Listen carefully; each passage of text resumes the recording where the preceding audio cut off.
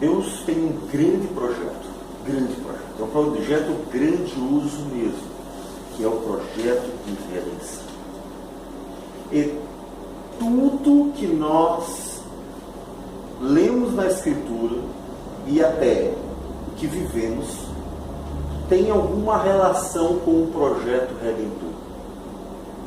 Porque o fim desse projeto, ou seja, a finalidade deste projeto, do projeto redentor, é o que Paulo diz em Romanos, quando finaliza a exposição deste projeto redentor, dizendo: porque dele, por meio dele e para ele são todas as coisas.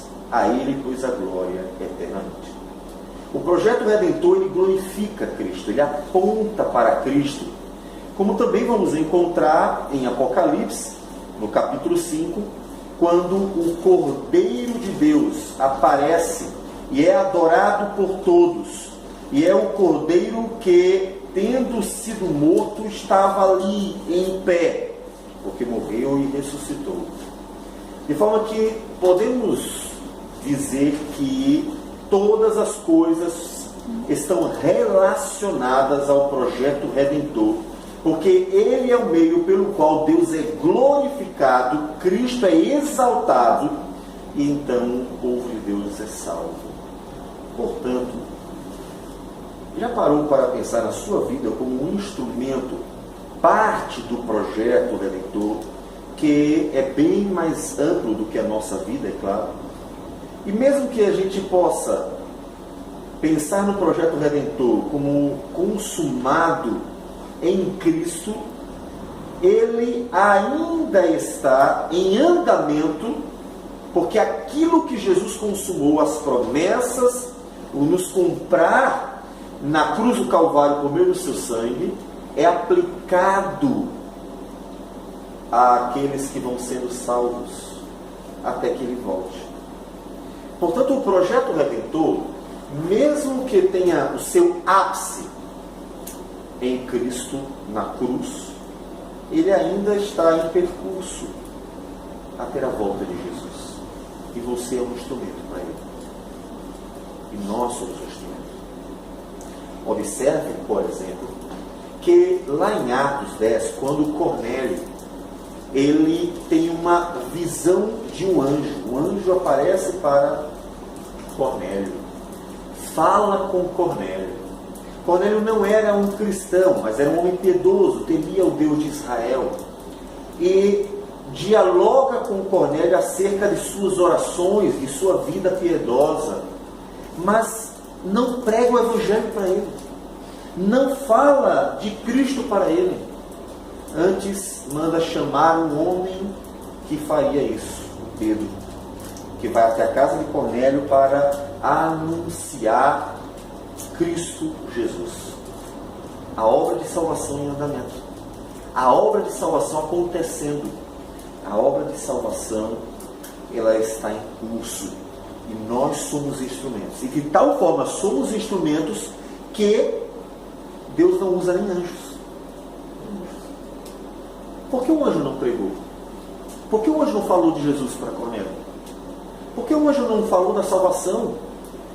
Porque foi dada exclusivamente à igreja esta missão.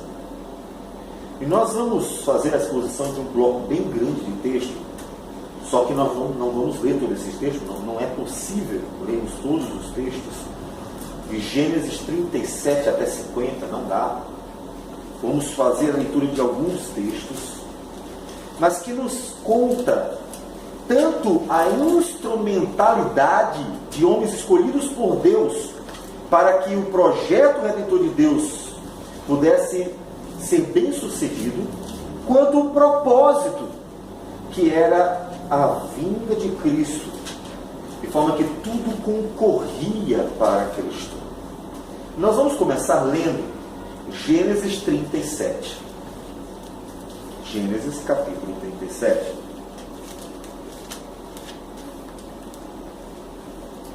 Diz assim a palavra do Senhor: Habitou Jacó na terra das peregrinações de seu pai, na terra de Canaã. Esta é a história de Jacó. Tendo José 17 anos, apacentava os rebanhos com seus irmãos. Sendo ainda jovem, acompanhava os filhos de Bila e os filhos de Zilpa, mulheres de seu pai, e trazia más notícias deles a seu pai. Ora, Israel amava mais a José que a todos os seus filhos, porque era filho da sua velhice, e fez-lhe uma túnica talar de mangas compridas. Vendo, pois, seus irmãos que o pai o amava mais que a todos os outros filhos, odiaram-no e já não lhe podiam falar pacificamente. Teve José um sonho e o relatou a seus irmãos, por isso o odiaram ainda mais. Pois lhe disse: rogo-vos ouvir este sonho que tive. Atávamos feixes no campo, e eis que o meu feixe se levantou e ficou em pé, e os vossos feixes o rodeavam e se inclinavam perante o meu. Então lhe disseram seus irmãos: reinarás com efeito sobre nós, e sobre nós dominarás realmente? E com isso tanto mais o odiava, por causa dos seus sonhos e de suas palavras. Teve ainda outro sonho, e o referiu a seus irmãos, dizendo: sonhei também que o sol, a lua e 11 estrelas se inclinavam perante mim. Contando-o a seu pai e a seus irmãos, repreendeu-o o pai e lhe disse: que sonho é esse que tiveste? Acaso viremos eu e tua mãe e teus irmãos a inclinar-nos perante ti em terra? Seus irmãos lhe tinham ciúmes. O pai, no entanto, considerava o caso consigo mesmo. E como foram os irmãos apacentar o rebanho do pai em Siquém, perguntou Israel a José: não apacentam teus irmãos o rebanho em Siquém? Vem, enviar-te-ei a eles. Respondeu-lhe José: eis-me aqui. Disse-lhe Israel: vai agora e vê se vão bem os teus irmãos e o rebanho, e traze-me notícias. Assim o enviou do vale de Hebrom, e ele foi a Siquém. E um homem encontrou a José, que andava errante pelo campo, e lhe perguntou: que procuras? Respondeu: procuro meus irmãos. Dize-me, onde apacentam eles o rebanho? Disse-lhe o homem: foram-se daqui, pois ouviu-os dizer: vamos a Dotã. Então seguiu José atrás dos irmãos e os achou em Dotã. De longe o viram, e antes que chegasse, conspiraram contra ele para o matar. E dizia um ao outro: vem lá o tal sonhador. Vinde, pois, agora, matemo-lo e lancemo-lo numa destas cisternas. E diremos: um animal selvagem o comeu, e vejamos em que lhe darão os sonhos. Mas Rúben, ouvindo isso, livrou-o das mãos deles e disse: não lhe tiremos a vida. Também lhe disse Rúben: não derrameis sangue, lançai-o nesta cisterna que está no deserto, e não ponhais mãos sobre ele. Isto disse para o livrar deles, a fim de o restituir ao pai. Mas, logo que chegou José a seus irmãos, despiram-no da túnica, a túnica talar de mangas compridas que trazia, e, tomando-o, o lançaram na cisterna vazia, sem água. Ora, sentando-se para comer pão, olharam e viram que uma caravana de ismaelitas vinha de Gileades. Seus camelos traziam aromatas, bálsamo e mirra, que levavam para o Egito. Então disse Judá a seus irmãos: de que nos aproveita matar o nosso irmão e esconder-lhe o sangue? Vinde, vendamo-lo aos ismaelitas, não ponhamos sobre ele as nossas mãos, pois é nosso irmão e nossa carne. Seus irmãos concordaram. Passando os mercadores midianitas, os irmãos de José o alçaram e o tiraram da cisterna, e o venderam por 20 ciclos de prata aos ismaelitas. Estes levaram José ao Egito. Tendo Rúben voltado à cisterna, eis que José não estava nela. Então rasgou as suas vestes, e voltando a seus irmãos disse: não está lá o menino, e eu para onde irei? Então tomaram a túnica de José, mataram um bode e a molharam no sangue. E enviaram a túnica talar de mangas compridas, fizeram-na levar a seu pai, e lhe disseram: achamos isto, vê se é ou não a túnica de teu filho. Ele a reconheceu e disse: é a túnica de meu filho, um animal selvagem o terá comido, certamente José foi despedaçado. Então Jacó rasgou as suas vestes e se cingiu de pano saco e lamentou o filho por muitos dias. Levantaram-se todos os seus filhos e todas as suas filhas para o consolarem. Ele, porém, recusou ser consolado e disse: chorando descerei a meu filho até a sepultura. E, de fato, chorou seu pai. Entre mentes, os midianitas venderam José no Egito a Potifar, oficial do faraó, comandante da guarda. Senhor Deus amado, pedimos que o Senhor, com tua graça e misericórdia, possa estar conosco, para que nós venhamos a ter o coração pronto para entender a tua palavra, bem como possas também nos usar para a tua glória, a fim de que a tua palavra seja ensinada, pregada com fidelidade. Ajuda-nos a aplicar a própria vida, que o Senhor possa dirigir-nos pelo teu Santo Espírito.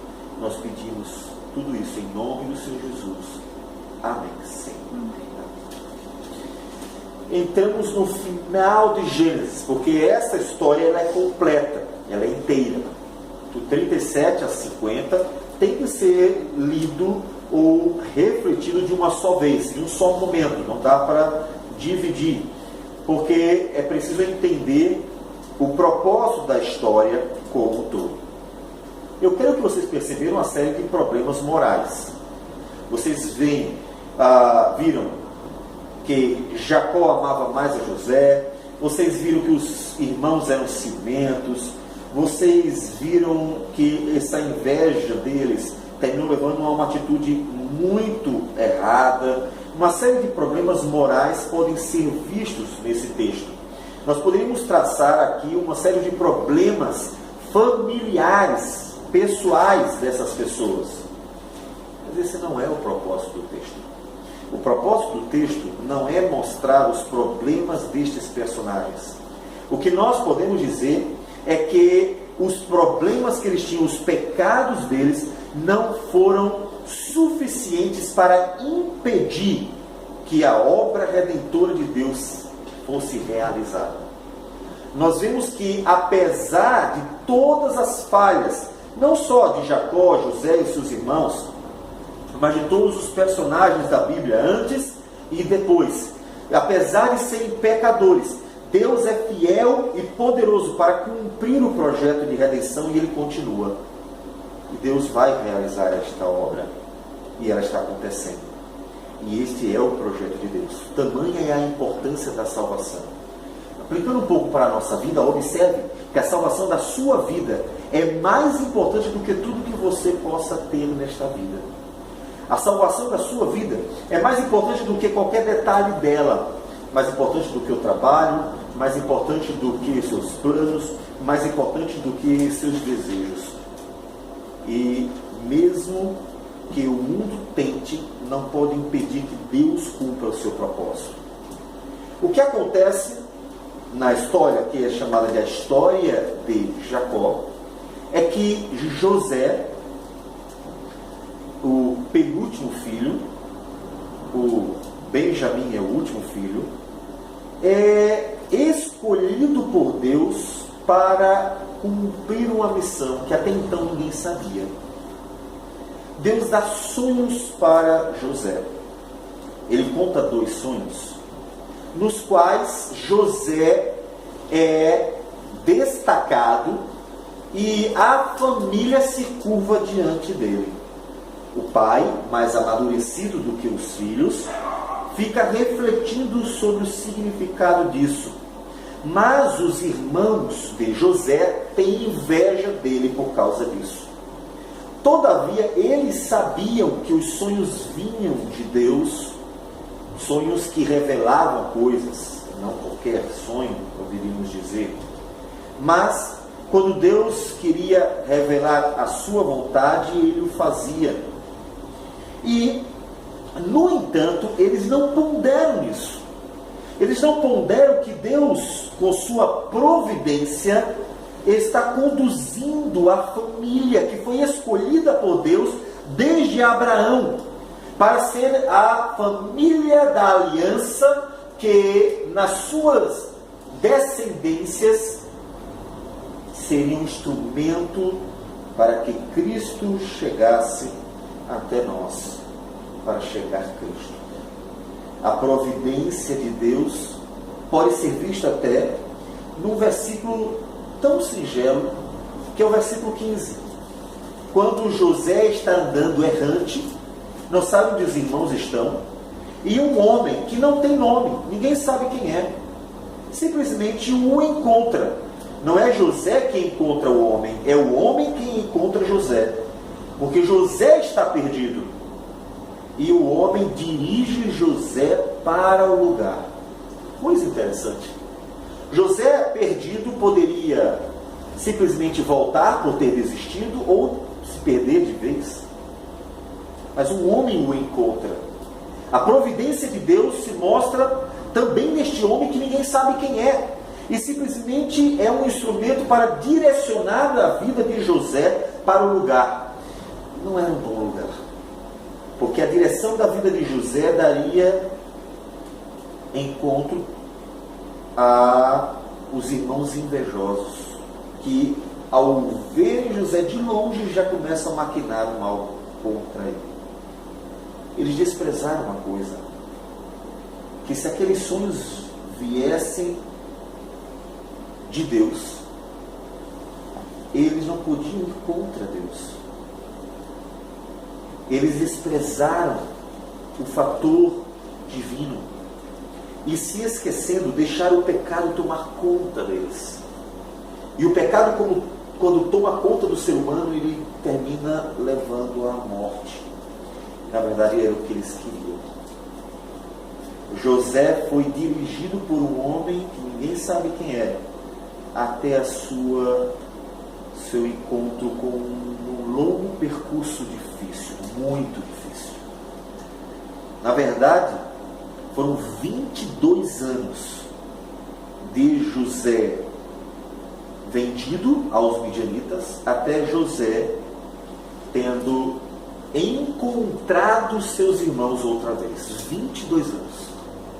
22 anos em que ele teve momentos bons e ruins, mas 22 anos como um homem vendido para o Egito. 22 anos. Ninguém fazia ideia. Mas era aquele percurso que Deus tinha para José. Só que José não é o personagem principal. Parece, não é? Porque José tem um destaque em todo o texto. Todavia, ele é um instrumento de Deus para uma coisa maior. Como nós veremos no curso do texto, tendo em vista que o próprio José entendeu que Deus havia escolhido para uma obra maior. Isso se dá no capítulo 45, versículo de número 7, quando José revela-se para os seus irmãos e conta que Deus tinha um plano em tudo o que aconteceu. Deus me enviou adiante de vós para conservar a vossa sucessão na terra e para vos preservar a vida por um grande livramento. José, depois de 22 anos, diz: eu entendi o propósito de Deus na minha vida, fazendo-me passar por tudo que eu passei. Começar o grande trauma que deve ter sido para José, a dificuldade que ele teve para esquecer o que os irmãos fizeram com ele. Ser vendido pelos próprios irmãos não deve ter sido fácil, nem um pouquinho fácil. E isso nós sabemos porque lá no capítulo 41, no versículo de número 51, diz: José ao primogênito chamou Manassés, pois disse: Deus me fez esquecer de todos os meus trabalhos e de toda a casa de meu pai. Ao segundo chamou-lhe Efraim, pois disse: Deus me fez próspero na terra da minha aflição. O nome dos dois filhos eram lembranças de suas angústias.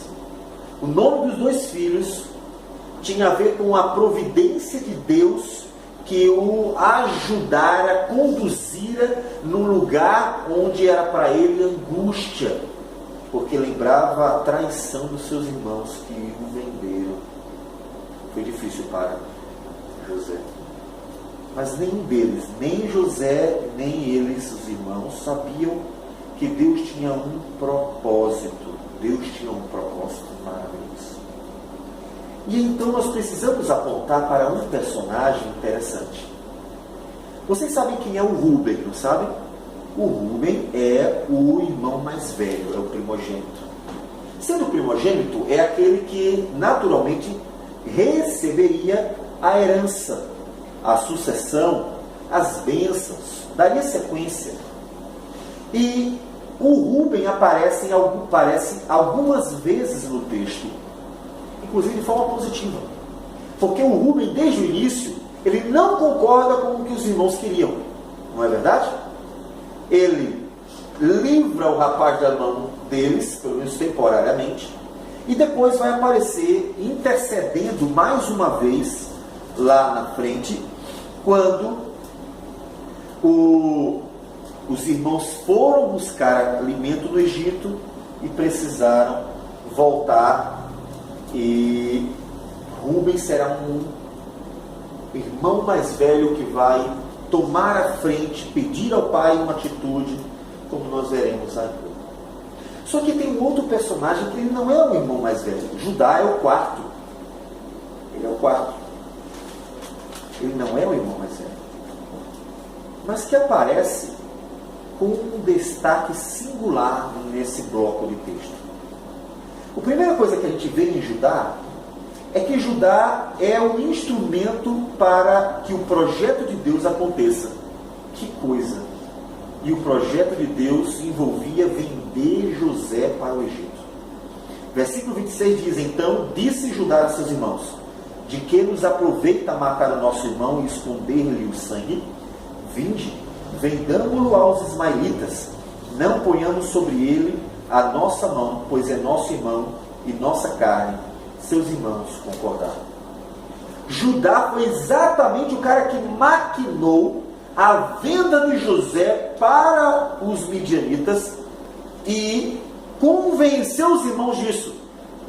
Judá foi o cara que conseguiu fazer com que os irmãos vendessem José, dando início a uma longa jornada de 22 anos até o encontro, o novo encontro, o reencontro com os irmãos, que foi um grande instrumento de Deus para salvar a vida de toda uma família, que não era uma família qualquer, a família do povo de Deus, escolhida para dar à luz o Filho de Deus, Cristo Jesus, aquele que viria para salvar o mundo.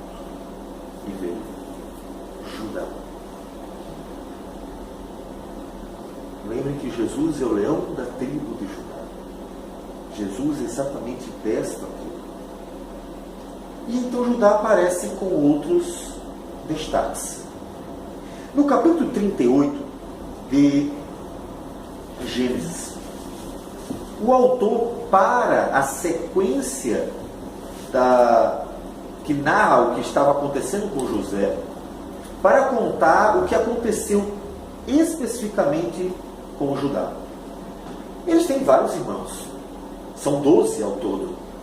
Imagine que o autor fosse contar o que aconteceu com Rúben, fosse contar o que aconteceu com Simeão, fosse contar o que aconteceu com Dan, fosse contar o que aconteceu com cada um dos irmãos. Íamos ter que ter um outro Gênesis. Mas o propósito do autor não é simplesmente contar a vida de Judá. Ele conta que Judá se afastou e casou, teve filhos, morreram 2. O primogênito casou com Tamar, ele terminou morrendo, ela casou com o segundo filho, o Onã, e terminou morrendo. E depois então acontece que Judá, enganado pela Tamar, termina por engravidá-la, e a Tamar dará à luz a 2 filhos a Judá, dentre os quais o nome de um é Pérez, que é exatamente o escolhido por Deus para dar sucessão à linhagem do Messias prometido. Porque a linhagem então vai ser Jacó, Judá e Pérez. E daí se dá sequência, sendo o Pérez então um parente do Davi. Tudo isso sobre a vida de Judá, para quê? Essa é uma pergunta importante. Por que o autor parou de contar sobre a vida de José e mudou o foco para a vida de Judá? Essa é uma pergunta importante. Qual é a importância de Judá nesse texto? Qual é a grande importância de Judá nesse texto? A gente tem que lembrar que o texto sempre aponta para Cristo. Vamos para Mateus capítulo 1, na genealogia, só para lembrar como é a genealogia do Senhor Jesus. Diz o versículo 2 de Mateus: Abraão gerou a Isaque, Isaque a Jacó, Jacó a Judá e a seus irmãos. Judá gerou a Tamar, a Pérez e a Zerá. Judá gerou de Tamar, a Pérez e a Zerá. Pérez gerou a Esrom, Esrom a Arão, e assim segue. Deus nos revela em Mateus que é exatamente de Judá, Pérez e vai seguindo, que o Filho de Deus viria.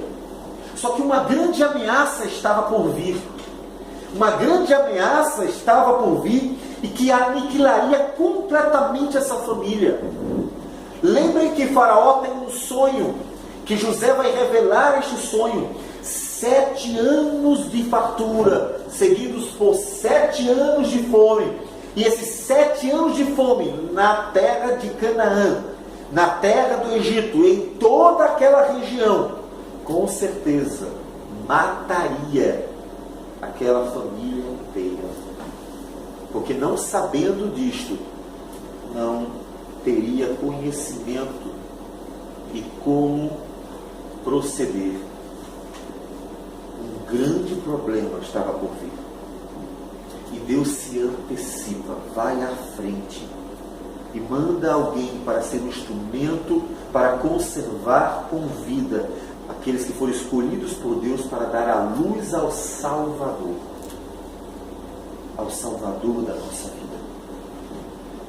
Nada pode impedir o projeto de Deus na nossa vida, nada mesmo. Nada pode impedir que Deus cumpra a sua palavra, nos conservando, inclusive em Cristo. Como nada pode impedir que Deus cumprisse o seu projeto de Gênesis até a vinda de Cristo Jesus. Nada. Às vezes nós temos medo quando o mundo está cada vez pior. De fato, é cansativo. Às vezes, um pouco preocupante, pelo menos, quando nós vemos que as coisas parecem fugir ao controle. Mas temos que lembrar que nesses dias maus, e mesmo que venham dias piores ainda, que Deus sempre vai à frente para garantir que a sua palavra permaneça e ela se cumpra. José é o instrumento. Ninguém poderia impedir Deus. Deus provê um instrumento para isso. E a história de Judá começa a fazer sentido. Começamos a entender melhor por que Judá tem a sua história contada no meio de uma história em que José é o personagem aparentemente principal. É porque José é um instrumento de Deus para conservar a vida de Judá e seu filho, por meio dos quais viria o Filho de Deus. O percurso não é fácil. O percurso é difícil. José foi preso numa masmorra. José passou por momentos, portanto, de alguns anos de dificuldade, até que pudesse ascender, ou até que ascendesse ao governo do Egito, sendo o segundo, portanto, depois de Faraó. O caminho foi difícil, mas o caminho foi certo. O caminho que Deus tem para o seu povo pode ser difícil, mas ele é certo. O caminho que Deus tem para o seu povo pode ser duro, mas ele é certo. O caminho que Deus tem para o seu povo é de muita luta e sofrimento, mas ele é certo.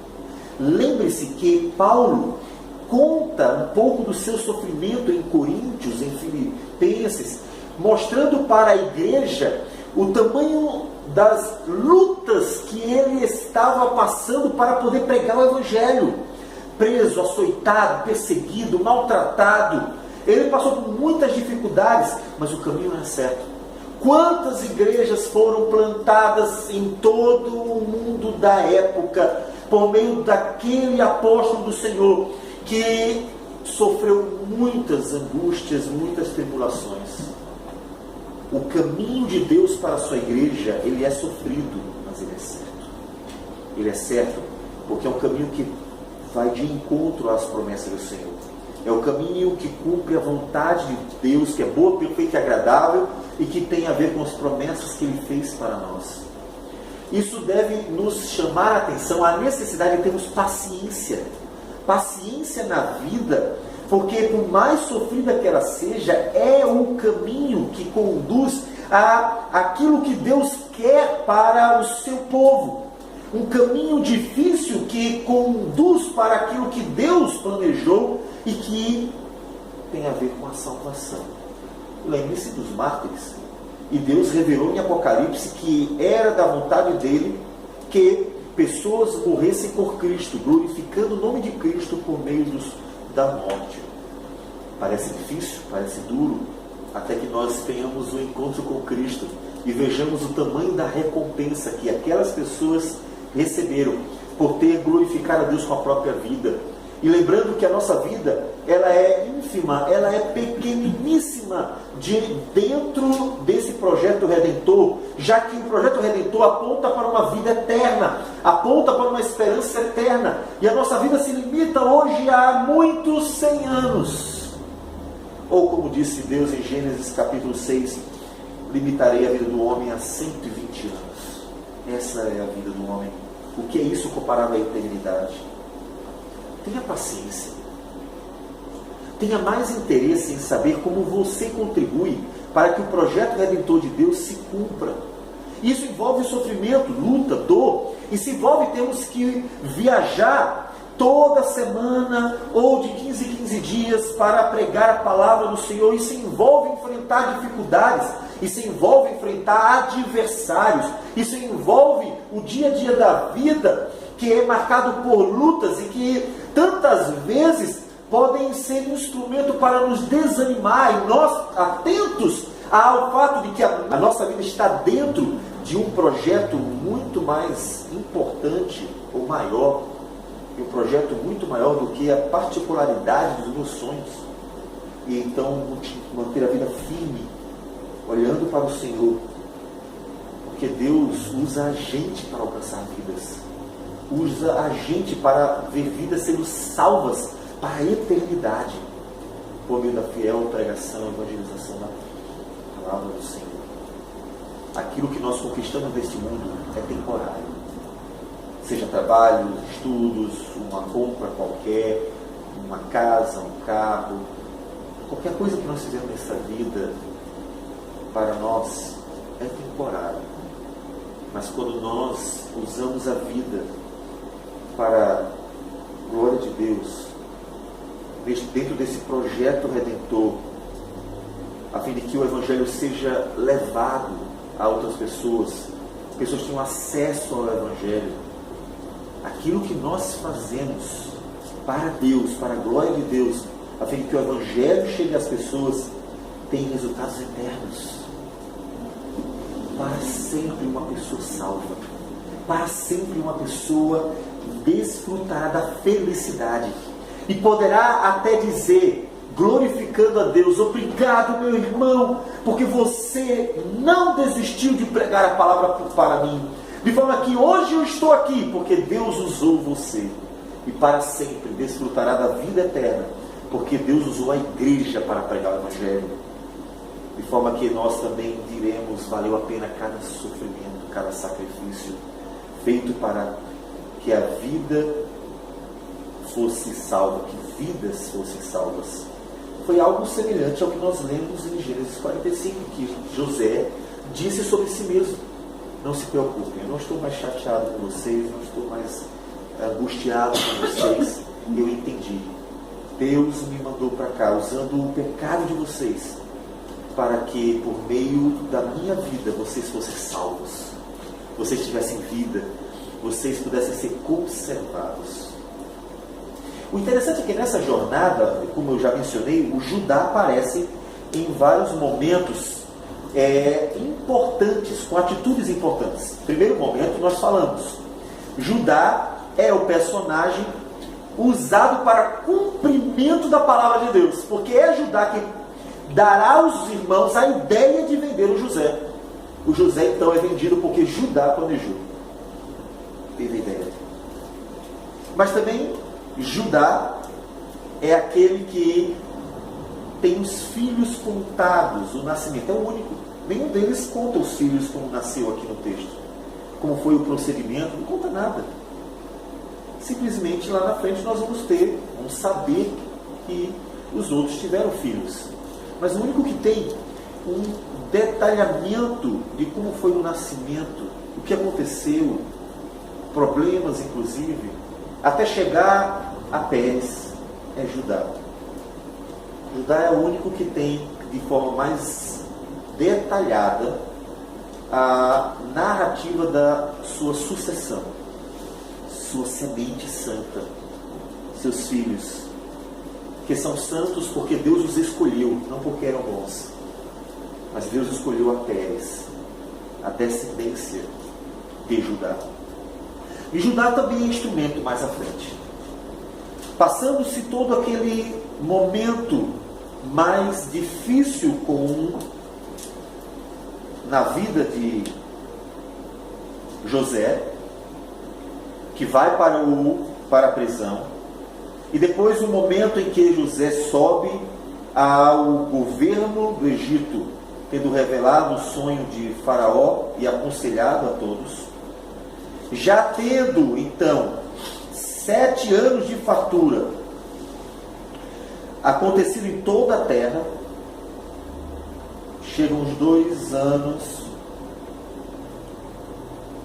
anos da escassez. E então Jacó manda seus filhos para comprar comida no Egito. Eles compram comida, eles voltam para casa sem um dos irmãos, que fica lá, o Simeão, porque José, que ainda não se revelara, estava testando os seus irmãos e queria ver o seu irmão mais novo. Eles voltam para casa. Ao voltar para casa, Jacó tem a notícia que Simeão ficou lá. E tendo recebido a notícia que um dos seus filhos ficou lá, Jacó fica perturbado. Angustia-se, porque já perdeu José, e agora um de seus filhos ficou no Egito, porque foi considerado, foi tratado como um espião.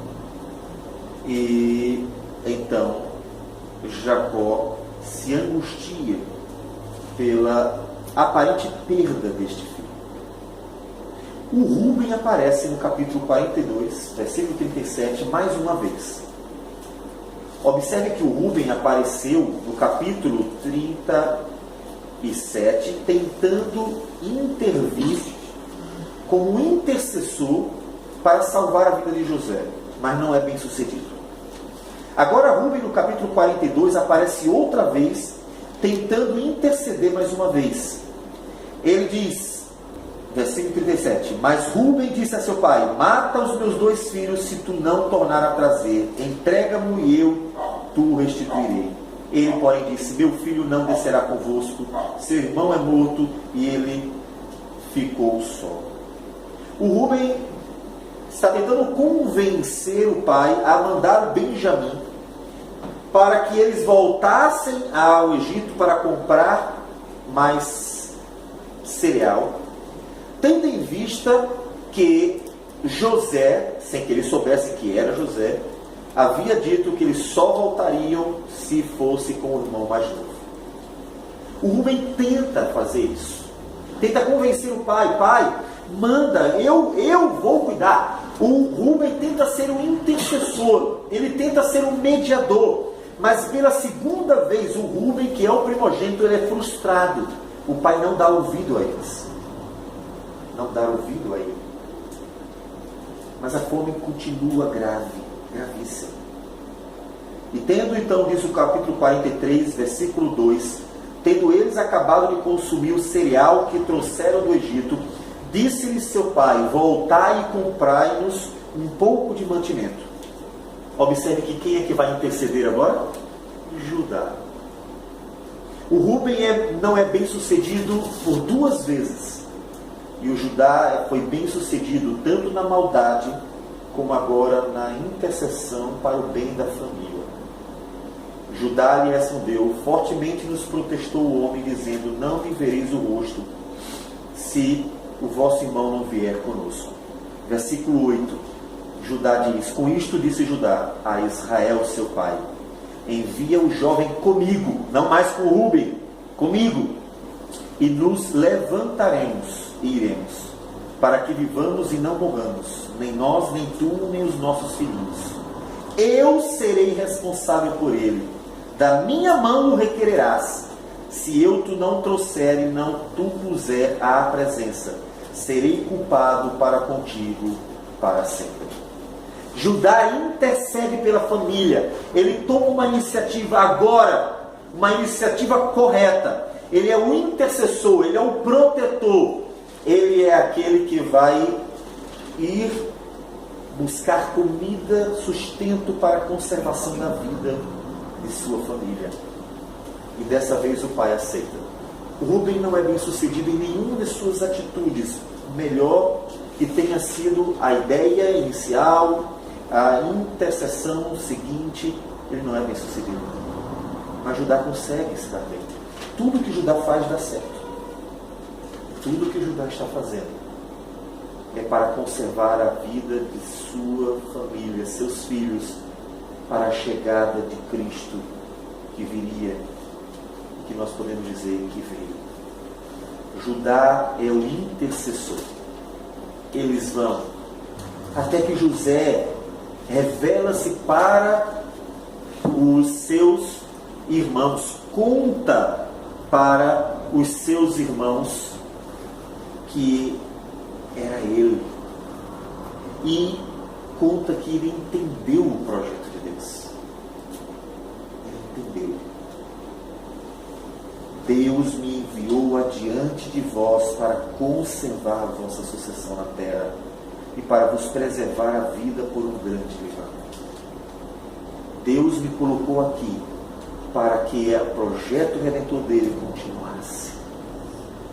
O Deus que não falha, o Deus que não muda e que é fiel, Podemos pensar na glória de José. Podemos pensar em tudo o que ele teve. Podemos pensar que José era o personagem principal ao final, foi o grande homem de Deus. E foi. José foi um grande homem de Deus, que não só foi um instrumento para a conservação da vida de sua família, mas deu um grande testemunho para todo o Egito, pois mostrou que o Deus de Israel era o verdadeiro Deus. E sua conduta mostrou que ele servia a um Deus santo, porque santa era a vida de José. Mas o propósito de Deus não era apontar para a vida de José, um pecador usado graciosamente por Deus, mas apontar para a conservação do projeto redentor, a salvação, por meio da qual vidas são libertas do império das trevas e têm esperança da vida eterna, e um dia povoarão um novo céu, uma nova terra, para viverem eternamente com o Senhor Jesus. É este o projeto.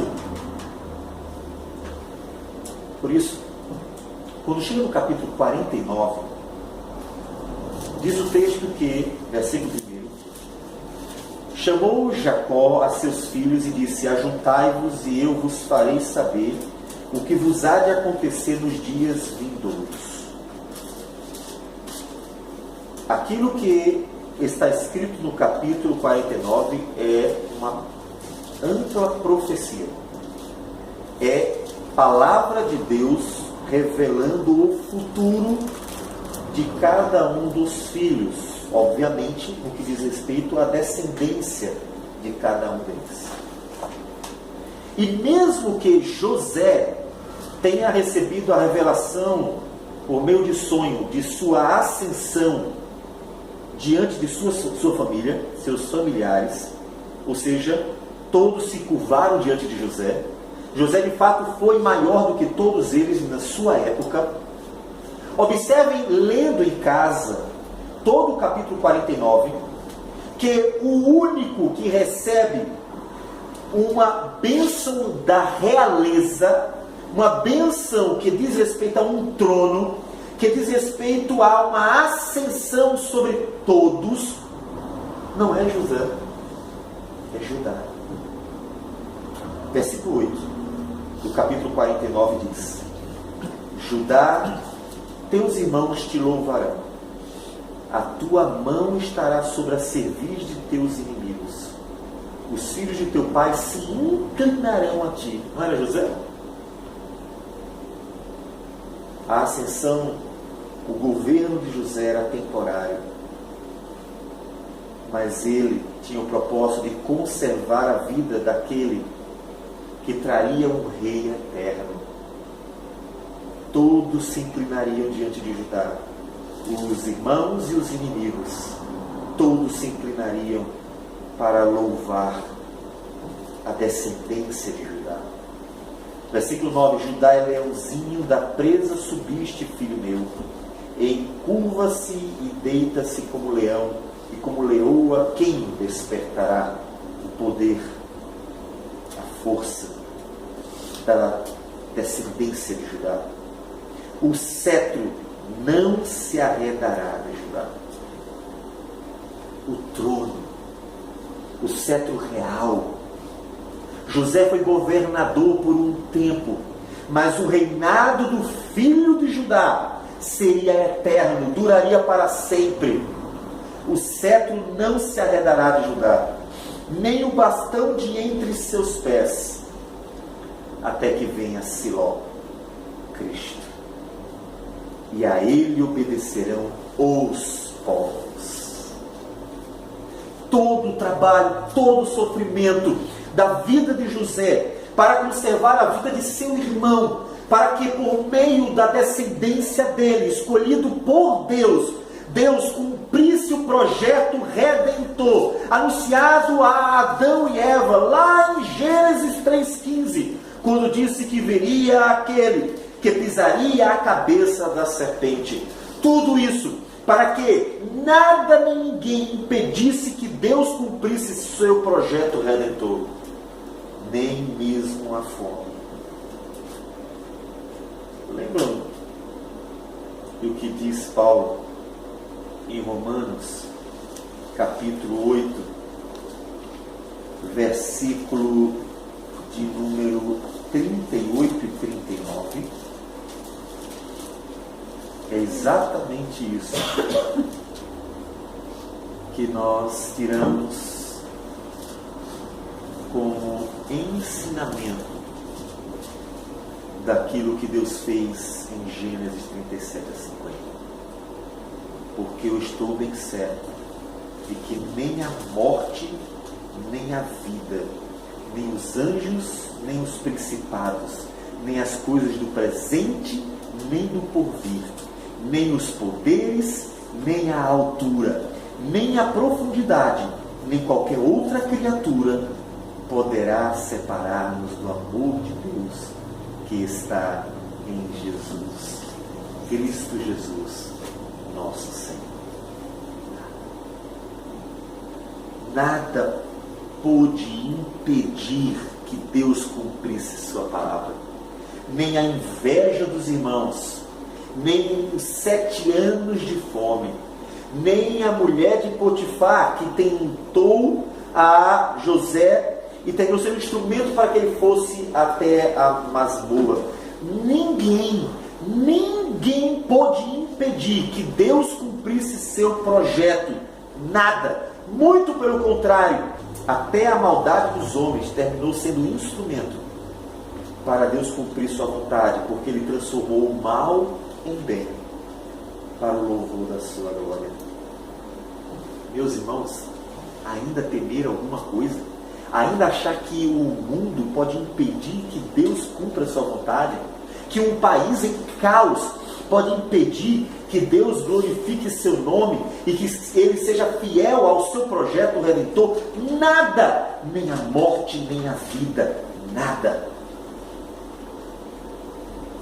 O mesmo que aconteceu aqui nesses capítulos, acontece nos capítulos seguintes de todo o Antigo Testamento até a chegada de Jesus.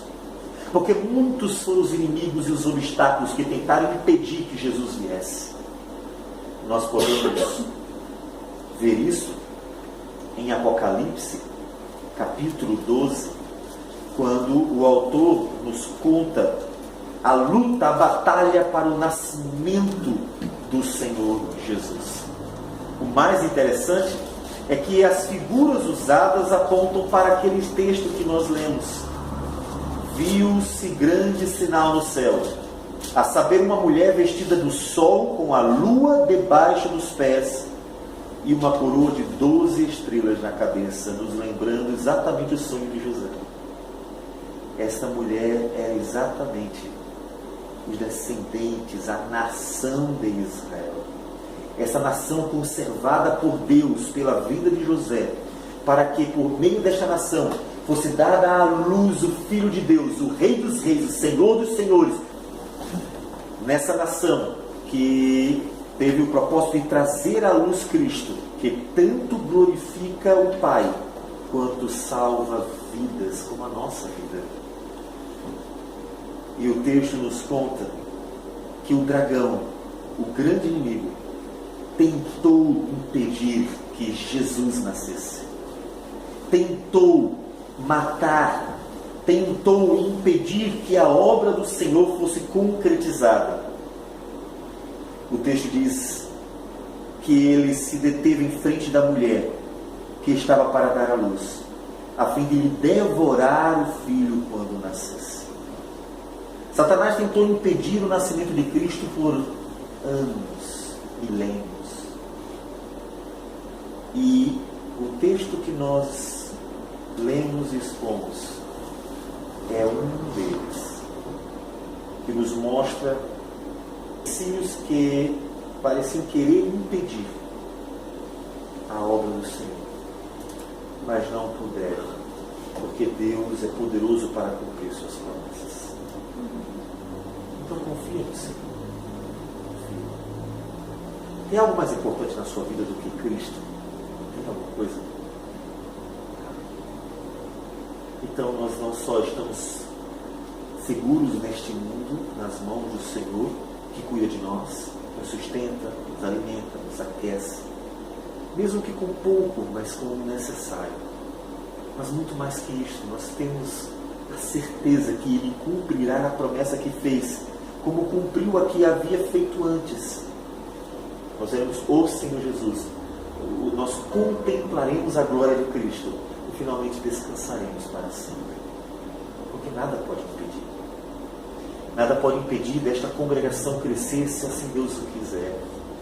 Nada pode impedir de vidas serem trazidas para cá, para ouvir a palavra, serem convertidas pelo poder da palavra do Espírito, crescerem por meio do ensinamento fiel da palavra do Senhor, e então serem instrumentos para trabalhar na obra, se Deus assim o quiser. Nada pode impedir que a obra do Senhor, tanto na sua vida, como na vida de muitas outras pessoas, venha a permanecer, porque Ele é poderoso para cumprir a sua palavra. Ou como disse o anjo do Senhor a Maria, que nós lemos hoje, porque para Deus não haverá impossíveis em todas as suas promessas. Nada pode nos separar do amor de Deus, nada pode impedir-nos de nós. Isso deve nos trazer paz no coração, conforto, mas também uma motivação. Por que uma motivação?